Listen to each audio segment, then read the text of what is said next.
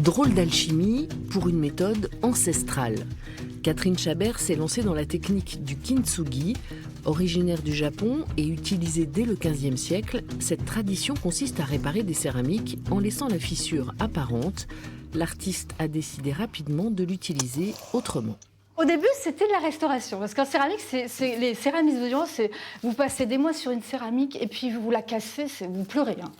Et je l'ai jeté. Et quand j'ai découvert le kintsugi, je me suis dit, mais j'aurais jamais dû tout jeter, parce qu'en fait, la pièce, une fois cassée, elle peut avoir une deuxième vie, et peut-être même elle sera encore plus belle. Cette technique, c'est à la base pour réparer, et vous rajoutez des cicatrices. Oui, c'est vrai, je rajoute des cicatrices. Je rajoute de l'or, parce que je trouve que c'est joli.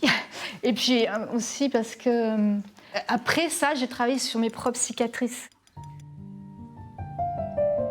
Le kintsugi est aussi une philosophie, un moyen de soigner l'âme, de s'accepter tel qu'on est, avec toutes ses imperfections. Ces cicatrices, si on les recouvre d'or, elles vont être sublimées, et ce corps qui était au départ abîmé, il est magnifié par ces cicatrices. Voilà. Donc c'est là où on parle aussi, on peut retrouver les notions de résilience et comment on fait après une blessure pour continuer à vivre avec. Et on peut être ému par un arbre dont l'écorce est blessée, un mur fissuré, parce qu'ils racontent une histoire, ils ont vécu. En fait, on admet le temps, le passage du temps, avec ce qu'il implique. On n'a plus quelque chose de lisse ou de trop beau.